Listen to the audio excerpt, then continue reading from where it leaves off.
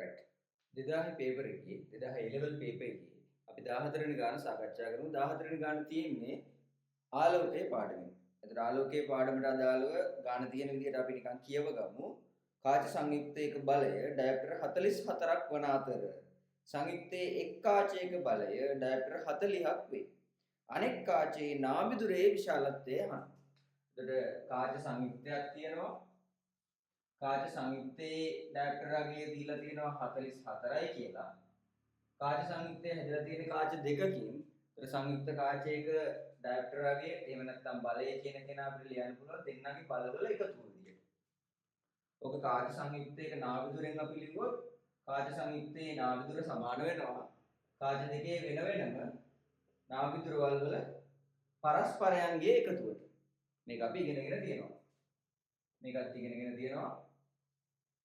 මෙන්න මේ සමීකරණයත් ඉගෙනගෙන තියෙනවා. හරි.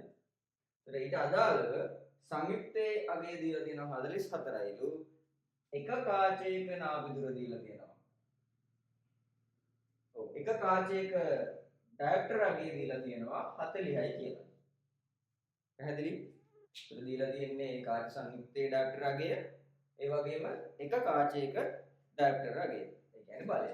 දෙවෙනි එක්කෙනාගේ බලය එහෙනම් කීයක් වෙන්න ඕනද? කියන්න පුළුවන් නේ 4යිනේ. එහෙනම් මෙයා 4ක් වෙනවා. එහෙනම් දෙවන කාචයේ විදිහට භාවිතා කරන කාචයේ ඩයොප්ටර්ගේ බලය 4යි. ඒකට බලය සමානයි ඍණ 1 යට f. එහෙමනේ. අපි බලය සමාන කරන්නේ ඍණ 1 යට f ට.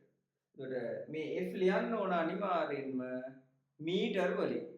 පැහැදිලිනේ? ඒකට මීටර් වලින් ලියන්න ඕන. සෙන්ටිමීටර් වලින් ආදේශ කරොත් අපිට වෙන උත්තරයක් තමයි එන්නේ. මීටර වලින් ලියුවාම අපේ ඩයප්ටර් අගයට සමාන වෙන්න ඕන. එතකොට ඩයප්ටර් අගය 4යි ඍණ 1 යට f. එහෙනම් f කියන්නේ ඍණ 1 බෙදීම 4යි. මේ තමයි ඍණ 0.25 කියන කතාව. ඒ කියන්නේ ඍණ 0.25 කියන උත්තරේ තමයි අපිට හම්බෙන්නේ කාටද? මේ දෙවන කාචයේ නාභිදුර විදිහට. දෙවන කාචයේ නාභිදුර විදිහට මේක හම්බුණා නම් මේක අදාළ සෙන්ටිමීටර්ස් කරන්න නම් අපිට මේක 100ෙන් ගුණ කරන්න පුළුවන්.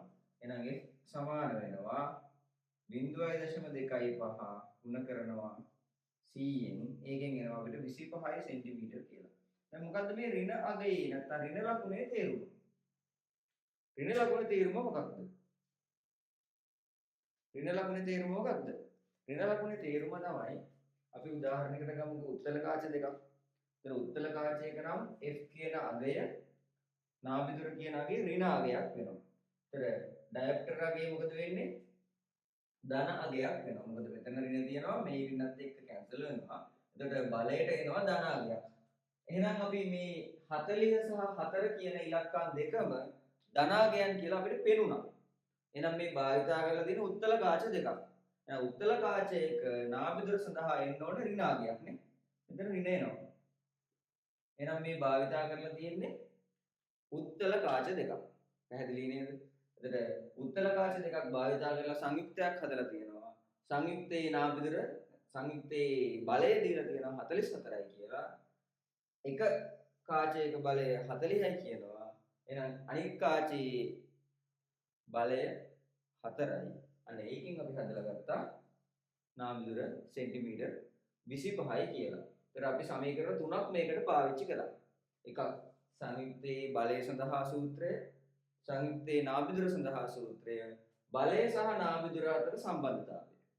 ඒතර සමීකරණ තුනක් මතක් වුණා මේ ගාන හදනකොට. හරි. එයාගමු.